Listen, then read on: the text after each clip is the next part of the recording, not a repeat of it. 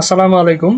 আগে বলে রাখি, এই নিয়োগ বিজ্ঞপ্তিতে আপনারা সকল জেলার প্রার্থীরা আবেদন করতে পারবেন। নারী পুরুষ উভয় প্রার্থীরা আবেদন করতে পারবেন। শুধুমাত্র অষ্টম শ্রেণী এবং এসএসসি পাস হলে আবেদন করা যাবে।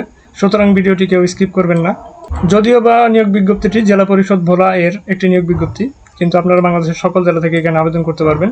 এইখানে দেখুন, একটু লক্ষ্য করে যে লেখা আছে, শর্ত সাপেক্ষে সম্পূর্ণ অস্থায়ী ভিত্তিতে নিয়োগের জন্য বাংলাদেশের প্রকৃত নাগরিকদের নিকট থেকে দরখাস্ত আহ্বান করা যাচ্ছে।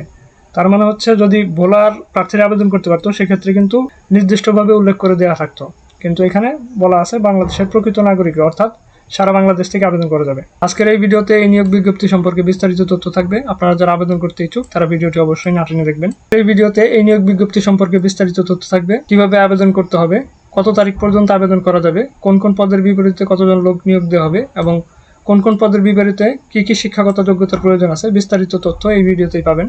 সুতরাং যারা আবেদন করতে ইচ্ছুক তারা অবশ্যই ভিডিওটি না টেনে দেখবেন। প্রথম যেই পদটি নিয়ে আলোচনা করব এটি হচ্ছে পরিচ্ছন্নতা কর্মী। পদের সংখ্যা 1টি, 20তম গ্রেডের একটি চাকরি। বেতন স্কেল 8,250 থেকে 20,010 টাকা। অষ্টম শ্রেণী বা জেএসসি পাস হলে এখানে আবেদন করতে পারবেন।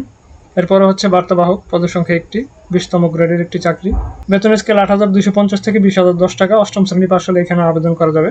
ইলেকট্রিশিয়ান। পদের সংখ্যা 1টি, এখানে এসএসসি বা মাধ্যমিক স্কুল সার্টিফিকেট পাস হলে আবেদন করতে পারবেন। গাড়ি চালক। পদের সংখ্যা 1টি, 16তম গ্রেডের একটি চাকরি। বেতন স্কেল 9,300 থেকে 22,490 টাকা।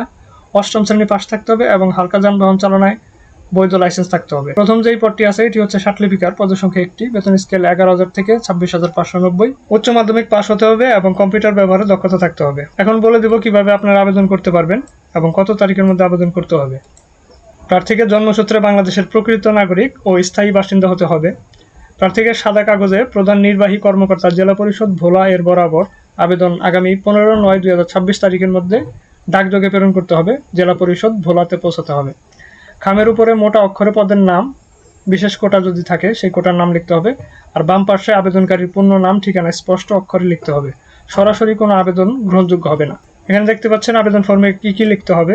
নিজের নাম, পিতার নাম বা স্বামীর নাম, মাতার নাম, স্থায়ী ঠিকানা, বর্তমান ঠিকানা, জন্ম তারিখ 15/9/2026 তারিখে কত হবে সেই অনুযায়ী লিখতে হবে। শিক্ষাগত যোগ্যতা, জাতীয়তা, ধর্ম, প্রশিক্ষণ, মোবাইল নম্বর, কোটা যদি থাকে দিবেন, আর অভিজ্ঞতা যদি থাকে সেটাও অ্যাড করে দিবেন।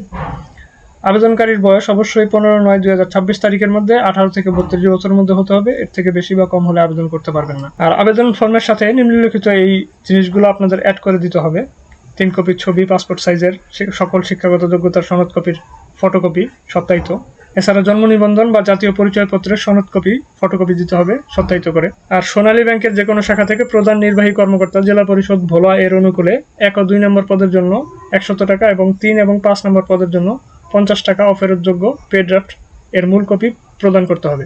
নির্ভুল ঠিকানায় প্রবেশপত্র ইস্যুর স্বার্থে নিজ নাম ও ঠিকানা সম্বলিত 10 ইঞ্চি বাই 4 ইঞ্চি সাইজের খামের উপর 10 টাকার মূল্যের অব্যবহৃত ডাক টিকিট সহ একটি ফেরত খাম সংযুক্ত করতে হবে। মৌখিক পরীক্ষার সময় প্রার্থীদের অবশ্যই সকল সনদপত্রের মূল কপি প্রদর্শন করতে হবে। তো আজকের মতো এই পর্যন্তই। যদি ভিডিওটি ভালো লাগে অবশ্যই একটি লাইক করে দেবেন। আর এই ধরনের সরকারি চাকরি নিয়োগ বিজ্ঞপ্তি সম্বলিত ভিডিও পেতে চাইলে আমার চ্যানেলটি সাবস্ক্রাইব করে রাখতে পারেন।